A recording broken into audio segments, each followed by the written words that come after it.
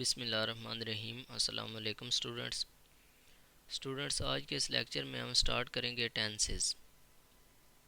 काफ़ी सारे स्टूडेंट्स ने रिक्वेस्ट की थी कि सर आप टेंसेस के ऊपर अलग से वीडियो बनाएं। तो टेंसेस जो हैं इनको स्टूडेंट्स एक बहुत बड़ा चैलेंज समझते हैं। उसकी शायद एक वजह ये भी है कि टेंसेस जो हैं वो ठीक तरह से पढ़ाए नहीं जाते, या आजकल जो है वो सिलेक्टिव स्टडी चलती है। जो चीज़ पेपर पॉइंट ऑफ व्यू से इम्पोर्टेंट नहीं होती उसको स्किप करवा दिया जाता है। फिर उसकी इम्पोर्टेंट का अंदाज़ा हमें उस वक्त होता है जब उसको हम यूज़ करते हैं या आगे जाकर उसकी ज़रूरत पड़ती है, तो उस वक्त हम लोग परेशान हो जाते हैं क्योंकि उसका हमें बेसिक कंसेप्ट नहीं होता। तो काफ़ी सारे स्टूडेंट्स की रिक्वेस्ट पे मैंने ये लेक्चर सीरीज़ स्टार्ट की है। स्टूडेंट्स, टेंसेस जो हैं वो बिल्कुल भी मुश्किल नहीं है। आप लोग बस लेक्चर्स को ध्यान से फॉलो कीजिएगा। बहुत ही सादा और आसान अंदाज में मैं इनको एक्सप्लेन करूँगा। अगर आपने ये लेक्चर्स फॉलो कर लिए तो इंशाअल्लाह आपको टेंसेस जो हैं वो कभी भी नहीं भूलेंगे, ये मैं आपको गारंटी देता हूँ। बस आप लोग कोशिश कीजिएगा टेंसेस को ध्यान से फॉलो करने की। और दूसरे नंबर पर जो बात है कि कोशिश कीजिएगा इनके नोट्स तैयार कर लें आप, कि जो चीज़ भी यहाँ पे मैं समझाऊँ या पढ़ाऊँ उसको आप नीट कॉपी पे नोट कर लीजिएगा, ताकि बाद में भी आपके काम आए, और वैसे भी फिर कहीं भी आपको प्रॉब्लम हो तो आप उससे देख सकें। आज के इस लेक्चर में मैं एक टेंसेस का आपको कंप्लीट ओवरव्यू दूंगा कि टेंसेस जो है उनको हमने किस तरह समझना है और किस तरह हमने कौन कौन सी चीज़ें जो है वो टेंसेस के अंदर डिस्कस करनी है। डिटेल से मैं आपको इस लेक्चर में बताऊंगा, तो बड़े ध्यान से फॉलो कीजिएगा। टेंसेस जो हैं इंग्लिश में वर्ड होता है टेंस, और उर्दू में उसको बोलते हैं ज़माना। टेंसेस प्लुरल है, जमा है ज़माने। अच्छा जी, ज़माने तीन किस्म के होते हैं। There are three types of tenses.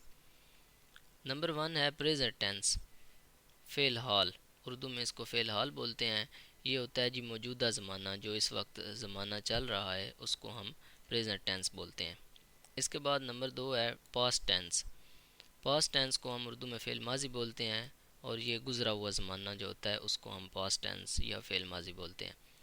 तीसरे नंबर पर है फ्यूचर टेंस, फ़ेल मुस्तकबिल, और ये आने वाला ज़माना होता है, यानी जो फ्यूचर अभी जो मुस्तकबिल आना है उसको हम फ्यूचर टेंस बोलते हैं। ये तीन ज़माने होते हैं, ये आप लोगों को पता होना चाहिए। प्रेजेंट टेंस, पास्ट टेंस और फ्यूचर टेंस। मौजूदा ज़माना, गुज़रा हुआ ज़माना और आने वाला ज़माना। बेसिकली ये तीनों टेंसेज हैं जिनको हमने डिस्कस करना है। आगे फिर हर टेंस की चार हालतें होती हैं। तो इसी तरह प्रेजेंट टेंस की चार हालतें होगी, पास्ट टेंस की चार हालतें होंगी और फ्यूचर टेंस की चार हालतें होंगी। तो टोटल ये जो हैं 4 3 ज़ार 12 हालतें बनेंगी, 12। इनको हम डिस्कस करेंगे और कंप्लीट जो हैं वो टेंसेज हमारे हो जाएंगे। अच्छा जी, there are 4 situations of each tense. हर टेंस जो है उसकी चार चार हालतें होती हैं। पहली हालत जो होती है वो इनडेफिनेट होती है, मुतलक हालत। उर्दू में उसको मुतलक बोलते हैं, इनडेफिनेट। दूसरी जो हालत होती है हर ज़माने की, वो कंटिन्यूस होती है, जिसको हम जारी बोलते हैं। और तीसरी जो हालत होती है वो परफेक्ट होती है, जिसको हम मुकम्मल बोलते हैं। और चौथी हालत जो होती है वो परफेक्ट कंटिन्यूस होती है, इसको हम उर्दू में मुकम्मल जारी बोलते हैं। फ़िलहाल आप इनके नाम याद रखें, इनके स्पेलिंग वगैरह आपको याद होने चाहिए, और उर्दू में इनको क्या बोलते हैं मीनिंग्स इनके याद होने चाहिए। बाकी हम नेक्स्ट लेक्चर्स के अंदर इनको डिटेल से पढ़ेंगे। इंडेफिनेट कौन सी हालत होती है, कंटिन्यूस कौन सी होती है, परफेक्ट कौन सी होती है, और परफेक्ट कंटिन्यूस जो है मुकम्मल जारी कौन सी होती है। ये हर ज़माने की चार हालतें होंगी। प्रेजेंट टेंस जो है उसकी भी ये चारों हालतें होंगी, पास्ट टेंस की भी ये चारों होंगी, और फ्यूचर टेंस की भी ये चारों हालतें जो हैं हम डिस्कस करेंगे। अच्छा जी, next present tense. Number one जो है पहला टेंस हमारे पास वो है प्रेजेंट टेंस। प्रेजेंट टेंस को अगर हम डिस्कस करें तो उसकी भी चार हालतें। प्रेजेंट और टेंस, इसके दरमियान आपने इसकी हालत लगाते जाना है। पहली हालत है इनडेफिनेट, तो वो इसके अंदर लगाए तो ये बन जाएगा प्रेजेंट इनडेफिनेट टेंस। फ़ेल हाल मुतलक, इंडेफिनेट जो होती है वो मुतलक होती है। फ़ेल हाल इसी तरह आएगा और आगे उसकी पहली हालत लगा देंगे मुतलक, फ़ेल हाल मुतलक। इसी तरह फिर इसकी दूसरी हालत जो है वो प्रेजेंट कंटिन्यूस टेंस है। दूसरी हालत कंटिन्यूस होती है, फ़ेल हाल जारी। फिर तीसरी हालत प्रेजेंट परफेक्ट टेंस, फ़ेल हाल मुकम्मल। और चौथी हालत है प्रेजेंट परफेक्ट कंटिन्यूस टेंस, और परफेक्ट कंटिन्यूस टेंस जो होती है वो मुकम्मल जारी होती है। प्रेजेंट टेंस उसी तरह, और दरमियान में हमने वो हालत लगा दी है प्रेजेंट परफेक्ट कंटिन्यूस, फ़ेल हाल मुकम्मल जारी। ओके, इसके बाद उसी तरह फ़ेल माजी है, पास्ट टेंस। पास्ट टेंस में भी वही चारों हालतें जो हैं वो आपने फिट करनी है। पास्ट इंडेफिनेट टेंस, अब पहले प्रेजेंट था ना, अब यहाँ पे पास्ट आ गया। पास्ट इंडेफिनेट टेंस, फ़ेल माजी मुतलक, पहले फ़ेल हाल मुतलक था, अब फ़ेल माजी मुतलक। फिर पास्ट कंटिन्यूस टेंस, फ़ेल माजी जारी। फिर पास्ट परफेक्ट टेंस, फ़ेल माजी मुकम्मल। और चौथी हालत जो है पास्ट परफेक्ट कंटिन्यूस टेंस, फ़ेल माजी मुकम्मल जारी। ये चार हालतें फ़ेल माजी की। इसी तरह फिर हमारा जो तीसरा टेंस है वो है फ्यूचर टेंस, फ़ेल मुस्तकबिल। तो उसी तरह चारों हालतें फ्यूचर इंडेफिनेट टेंस, फ़ेल मुस्तकबिल मुतलक। फ्यूचर कंटिन्यूस टेंस, फ़ेल मुस्तकबिल जारी। फ्यूचर परफेक्ट टेंस, फ़ेल मुस्तकबिल मुकम्मल। और फ्यूचर परफेक्ट कंटिन्यूस टेंस, फ़ेल मुस्तकबिल मुकम्मल जारी। ये इस तरह चारों हालतें फ़ेल मुस्तकबिल की। तो ये तीनों ज़मानों की चार चार हालतें होंगी आगे। तो ज़माने तीन ही होते हैं। अगर आपसे कोई पूछे कि टेंसेस कितने होते हैं या ज़माने कितने होते हैं, तो वो तीन ही होते हैं। लेकिन आगे उनकी चार चार हालतें होती हैं। ओके जी। फिर किसी भी ज़माने को सीखने के लिए हमें जो चार बातें हैं वो सीखनी है। चार बातों का सीखना बहुत ज़रूरी है, और वही चार बातें हम सीखेंगे हर ज़माने के बारे में। और हर ज़माने की चार चार हालतें हैं, तो वही जो 12 हालतें हैं ना, उन 12 हालतों को ही हमने असल में पढ़ना है। वही हमारे टेंसेज हैं और उन्हीं को हमने सीखना है। और उन 12 की 12 जो हैं हालतें, उनके लिए हम ये चार चीज़ें जो हैं इनको हम पढ़ेंगे उन 12 के लिए। तो ये चार चीज़ें जो हैं ये सीखनी बहुत ज़रूरी हैं उन 12 को डिस्कस करने के लिए। तो सबसे पहली जो चीज़ है वो है उर्दू में पहचान। हमें फ़िक्रे की उर्दू में पहचान होनी चाहिए। अब ज़ाहिर बात है टेंसेस हमने सीखने हैं तो हमने उर्दू से इंग्लिश में ट्रांसलेट करना है या इंग्लिश से उर्दू में ट्रांसलेट करना है। तो हमें फ़िक्रे की पहचान होनी चाहिए। तो जब हमने उर्दू में से इंग्लिश में जाना है तो उर्दू में पहचान हमें होनी चाहिए कि फ़िक्रा जो है वो किस टेंस का है। हमें पहचान होनी चाहिए कि ये फ्यूचर का है, पास्ट का है या प्रेजेंट टेंस का है। फिर ये उसकी कौन सी हालत है, इंडेफिनेट है, कंटिन्यूस है, परफेक्ट है या परफेक्ट कंटिन्यूस है, ये पहचान हमें होनी चाहिए। तो ये है फ़िक्रे की उर्दू में पहचान। पहली बात तो आपने ये देखनी होती है टेंस को सीखने के लिए। फिर दूसरी बात यह है कि आपको हेल्पिंग वर्ब का पता हो। हेल्पिंग वर्ब्स जो होते हैं, इमदादी फ़ेल, उनके बारे में आपको पता हो कि ये जो टेंस यहाँ पे आपने पहचान कर ली, आपको पता चल गया कि ये किस टेंस की कौन सी हालत है। फिर आपको पता होना चाहिए कि उसमें कौन सा हेल्पिंग वर्ब यूज़ होता है, उस हालत में कौन सा हेल्पिंग वर्ब यूज़ होता है। और अगर आपने इंग्लिश की पहचान करनी है तो वो आपकी यहीं से होगी। उर्दू में पहचान तो ये है कि इसमें आप उर्दू फ़िक्रे की पहचान करेंगे। और ये जो दो हैं ना मेथड, बल्कि ये तीनों जो हैं नीचे वाली चीज़ें, इमदादी फ़ेल, फारम और फ़िक्रे बनाने का तरीका, इससे आप इंग्लिश में पहचान कर सकते हैं फ़िक्रे की। अगर इंग्लिश में फ़िक्रा आ जाए, उसकी आपने उर्दू बनानी हो, तो ये तीन चीज़ें जो आप पढ़ेंगे इससे आपको उसकी इंग्लिश में पहचान हो जाएगी कि ये किस टेंस का, किस हालत का फ़िक्रा है।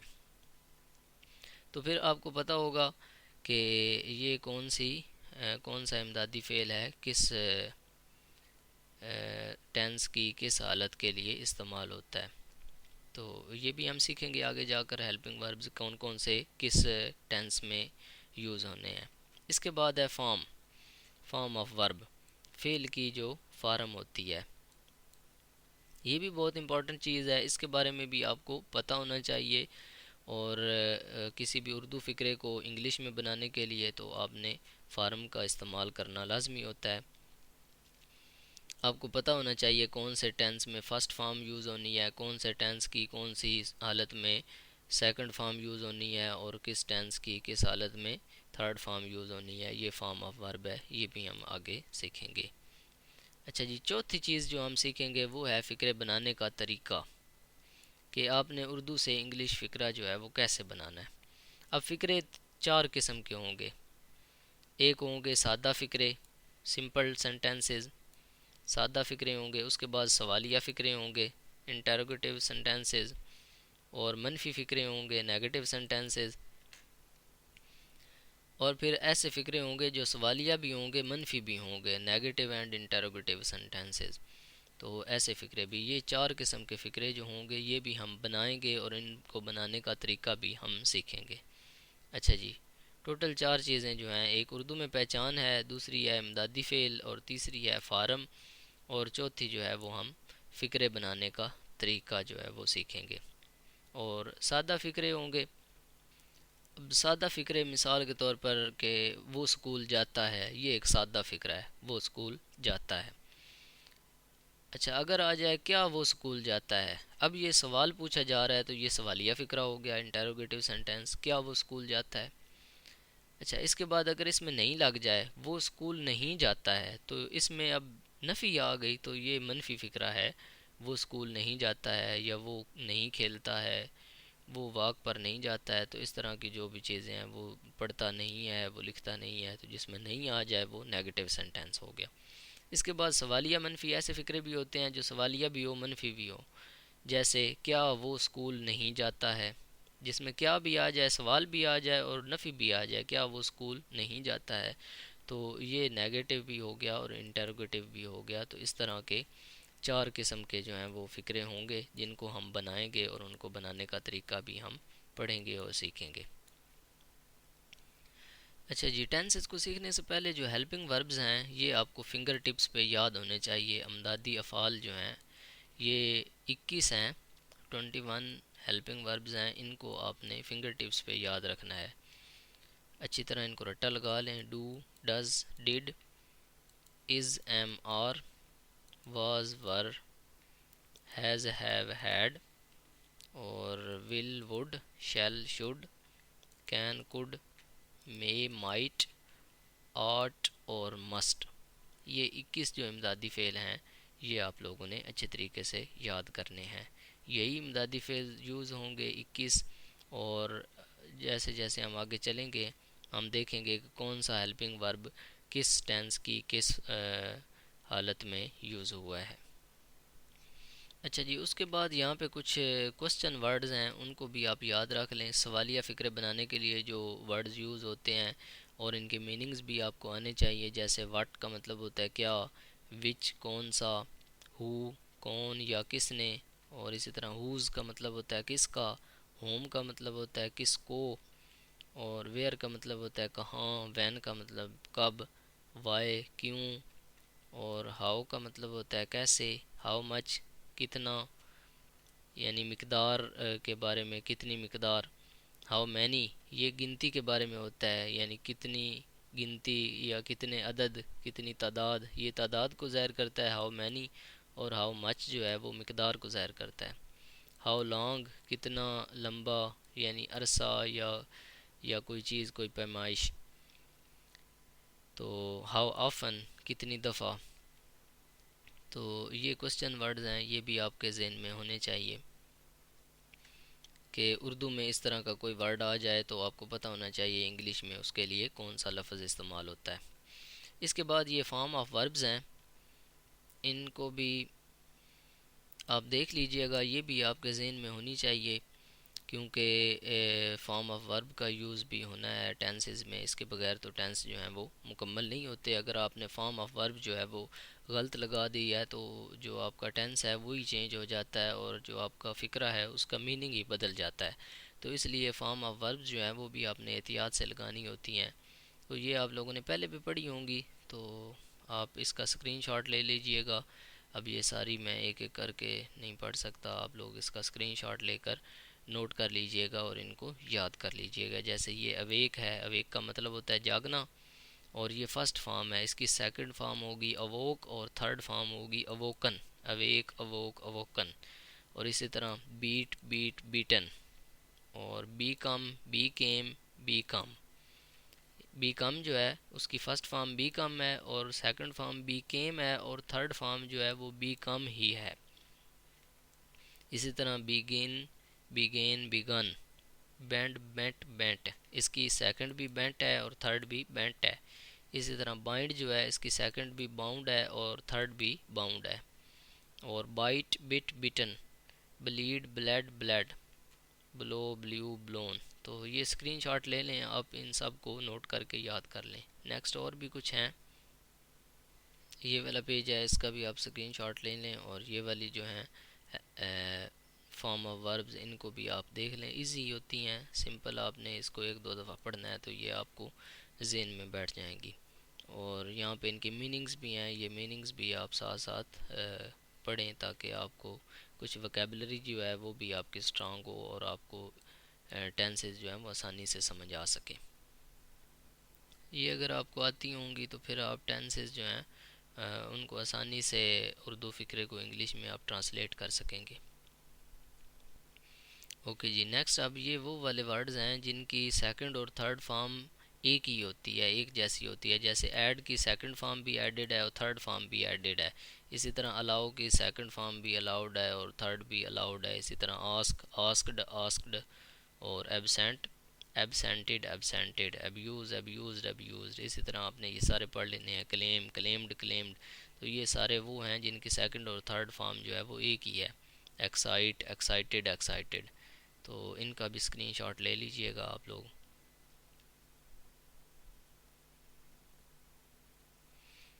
इसके बाद नेक्स्ट भी एक पेज है, इस पे भी सारी वही वर्ब्स हैं सारे जिनकी सेकंड और थर्ड फॉर्म एक जैसी ही है।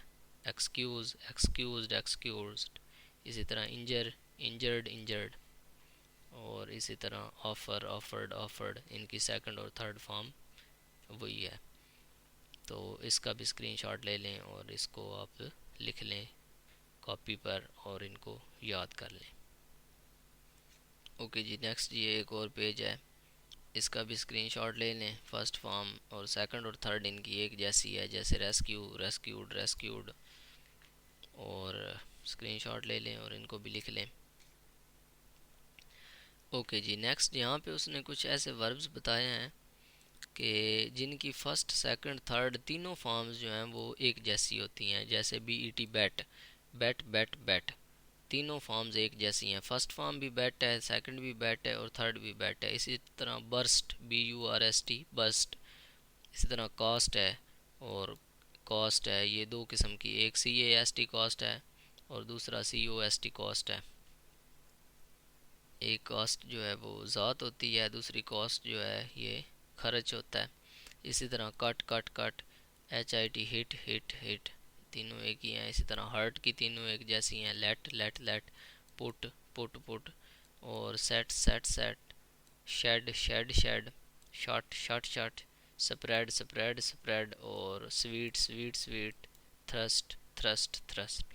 ये जो वर्ब्स हैं इनकी तीनों फॉर्म्स एक जैसी होती हैं। इसी तरह यहाँ पे कुछ और भी उसने वर्ब्स दिए हैं जिनकी फॉर्म्स उसने दी हैं। अच्छा, फर्स्ट फॉर्म जो है वो प्रेजेंट टेंस के लिए होती है, सेकंड फॉर्म जो है वो पास्ट टेंस के लिए होती है और थर्ड फॉर्म पास्ट पार्टिसिपल होती है। तो ये भी first form, second form, third form यहाँ पे उसने लिखी हुई हैं। ये भी आप स्क्रीनशॉट लेकर इनको भी आप नोट करके पढ़ लीजिएगा। फिर हम आगे चलकर डिटेल से पढ़ेंगे कि फ़र्स्ट फॉर्म किस टेंस में यूज़ होनी है, सेकंड फॉर्म कहाँ पे किस तरह यूज़ होनी है। अच्छा, अब आप लोग कहेंगे कि ये तो इतनी सारी हेल्प फॉर्म ऑफ वर्ब्स हैं, हम लोग इनको कैसे याद करें।